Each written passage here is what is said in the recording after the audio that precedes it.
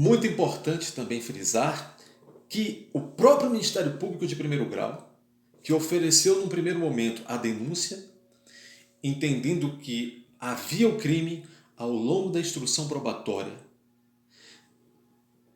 no final da instrução probatória, por meio das alegações finais, antes da sentença, o próprio Ministério Público recuou e pediu a absolvição do acusado por entender que não havia prova de que ela estava embriagada letargicamente e, portanto, não havia prova desta vulnerabilidade, não havia prova de que houve estupro de vulnerável, não havia prova de que houve estupro e, portanto, na dúvida, pediu ao Ministério Público, como fiscal da lei que é, porque o Ministério Público não é apenas acusador, é fiscal da lei. Entendeu ali, então, que andaria bem, conforme a lei, pedir pela absolvição do acusado.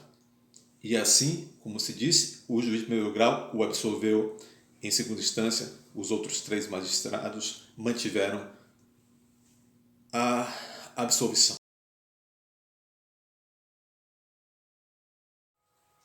Amigos, o comentário de hoje vai sobre um caso que ganhou notoriedade já aí há alguns meses no cenário nacional, na mídia, nas redes sociais e por aí vai.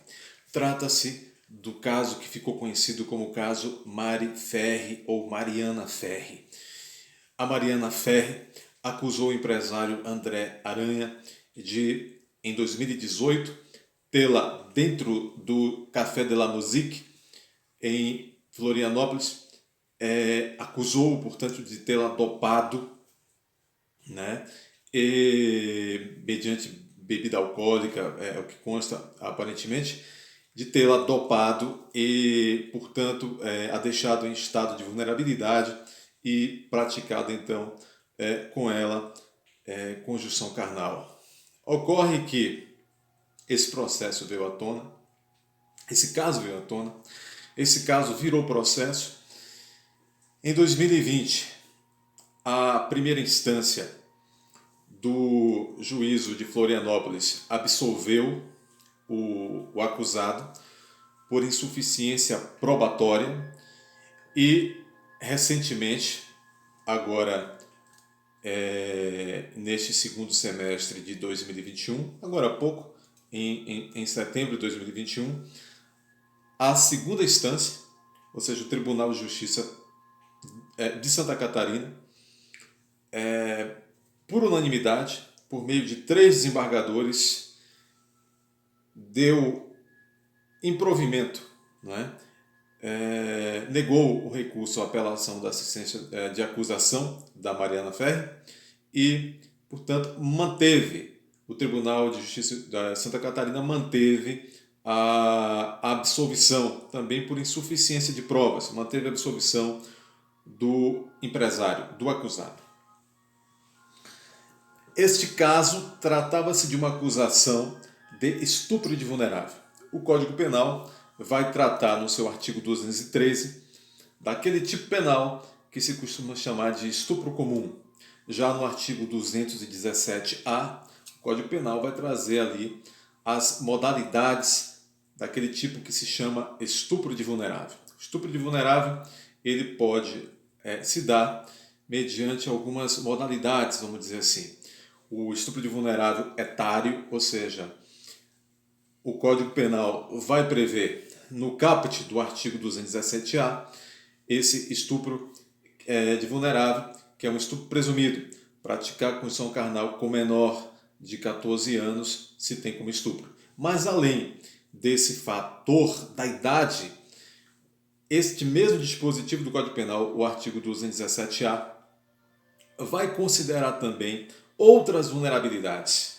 Vai considerar que uma pessoa, uma mulher, vamos dizer, que esteja no chamado estágio de embriaguez letárgica, né? Aquele estágio ou aquele estado de embriaguez em que o seu discernimento se compromete mediante desse alto teor alcoólico no organismo, o estado letárgico de embriaguez, comprometendo, portanto, a capacidade da vítima dizer sim ou não num contexto desse de ato sexual, Então se considera que uma vítima que está nesse estado letárgico de embriaguez, esta vítima está em estado vulnerável, e aquele que com ela pratique condição carnal ou ato libidinoso estaria, portanto, praticando um estupro contra um vulnerável. O estupro de vulnerável é, inclusive,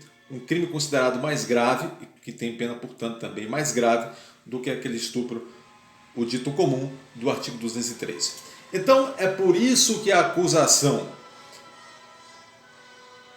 é da Mariana Ferrer contra o empresário nos moldes da denúncia do Ministério Público. Foi uma acusação por estupro de vulnerável, porque se entendeu, o Ministério Público entendeu no primeiro momento, quando ofereceu a denúncia, que o acusado teria então, de fato, praticado condição carnal com ela, ou outro ato sexual, quando ela estava em estado de embriaguez letárgica, ou seja, altamente embriagada, incapaz, portanto, de dizer sim ou não a uma relação sexual. No primeiro momento, o Ministério Público ofereceu denúncia nesses termos. Ocorre que, quando se deu ao longo do processo a produção de provas, a chamada instrução probatória, não se produziu prova no sentido desta vulnerabilidade. Se constatou que realmente nas dependências do Café de la Musique houve uma prática sexual mantida ali entre o acusado e a suposta vítima, a Mari Ferrer. Agora, se constatou que houve então essa prática sexual, mas não se constatou a vulnerabilidade, ou seja, não se constatou, não se provou, segundo o entendimento do juiz de primeiro grau de Florianópolis, que absolveu o acusado, e depois, segundo o entendimento dos 3 desembargadores do Tribunal de Justiça de Santa Catarina, que absolveram por unanimidade também o acusado. Esses 4 magistrados, de primeiro e segundo grau, entenderam que a acusação não conseguiu comprovar esta vulnerabilidade. Não se conseguiu comprovar nos autos do processo que a Mari Ferrer estava, então, acometida desta embriaguez letárgica.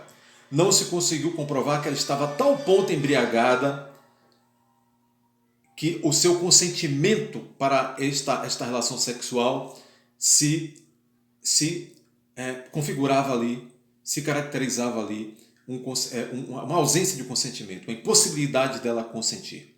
Então, uma vez que não tinha e não houve, segundo os magistrados, esta comprovação desta vulnerabilidade, há de se reconhecer que houve relação sexual, mas se não há esta nota de vulnerabilidade comprovada, então não há crime. Os magistrados, todos eles de primeiro e segundo grau, agiram, portanto, conforme a lei. É baseado naquilo que as provas dos autos, ou mesmo a ausência de provas dos autos, lhes apontou. Então, seguiram, portanto, aquele princípio reitor do Código de Processo Penal brasileiro, que é o princípio do indúbio pro réu,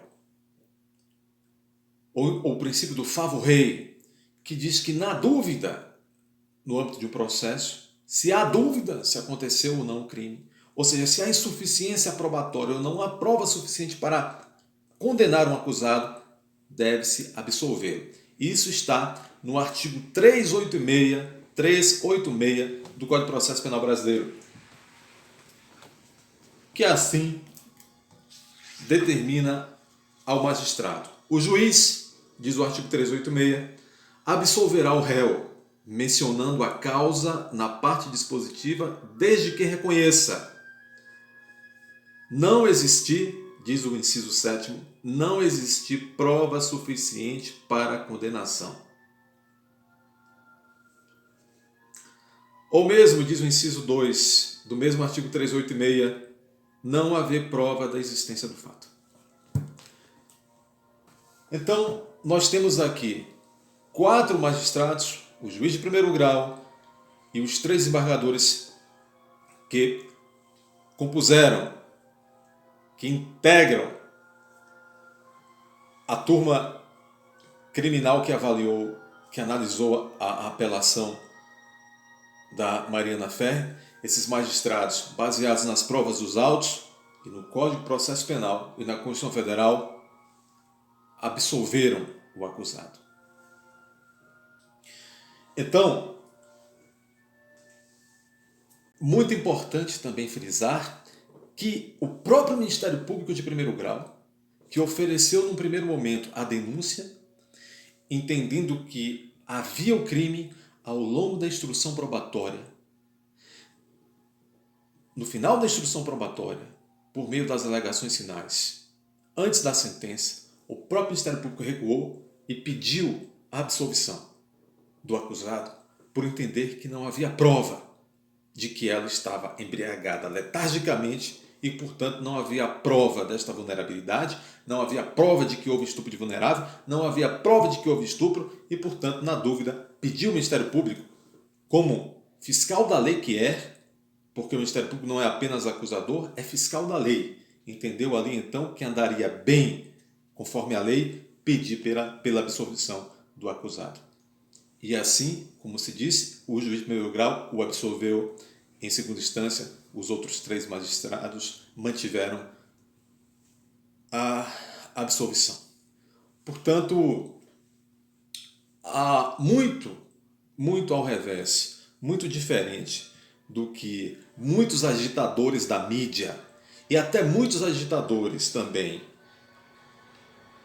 do meio jurídico propalaram.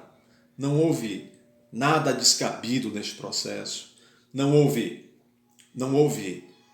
invenção de nenhum tipo penal novo nesse processo, não houve nenhuma misoginia nesse processo, não houve machismo nesse processo, houve respeito à lei e aquilo que se produziu e não se produziu dentro dos autos, tá certo?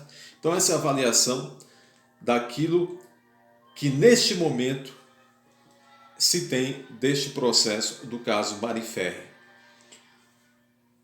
Foi a assistência de acusação que recorreu e agora teve o seu recurso desprovido, portanto, no segundo grau.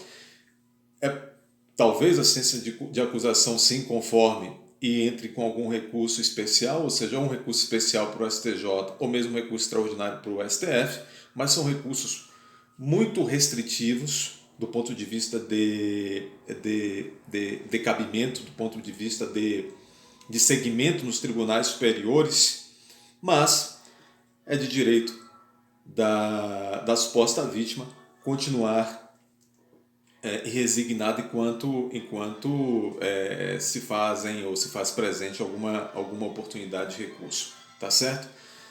Pessoal, o âmbito dos chamados crimes contra a dignidade pessoal é um âmbito onde a palavra da vítima tem grande importância. E é bom que seja assim. É correto que seja assim, porque a maioria dos crimes sexuais se dá na clandestinidade. Se dá onde não há testemunhas oculares. Portanto, a palavra da vítima, quando coerente, quando consistente, ela há de ter um grande valor na análise da situação, se foi uma situação criminosa ou não. Agora, não se pode condenar ninguém com base apenas na palavra inconsistente, ou como diz boa parte da doutrina antiga, na palavra solteira da vítima. A palavra da vítima para guiar a condenação de um acusado por crime sexual tem que ser uma palavra consistente, coerente, sem contradições, sem tergiversações, e também ancorada em indícios laterais, em indícios que circulam também esta palavra, para que não haja injustiça. Da mesma forma em que é uma tragédia uma mulher ou mesmo um homem violado sexualmente, de igual forma é uma tragédia na vida de um inocente quando acusado da pecha de cometimento de um crime sexual. Mesmo quando absolvido, como parece que é o caso de agora, esta reputação e esta vida, inclusive de seus familiares, dificilmente retornará àquele estado de paz e de rigidez da sua imagem pública. Dificilmente retornará. Então, da mesma forma em que o Brasil e a nossa lei caminhou, principalmente depois da reforma de 2009, que tornou o tratamento jurídico aos crimes sexuais muito mais duro, da mesma forma em que passou a se punir de maneira mais dura os crimes sexuais, é preciso que todos, e o legislador principalmente, a sociedade em conjunto, passem a considerar que é preciso também punir com mais rigor as falsas comunicações de crimes sexuais, as denunciações caluniosas envolvendo crimes sexuais, as calúnias,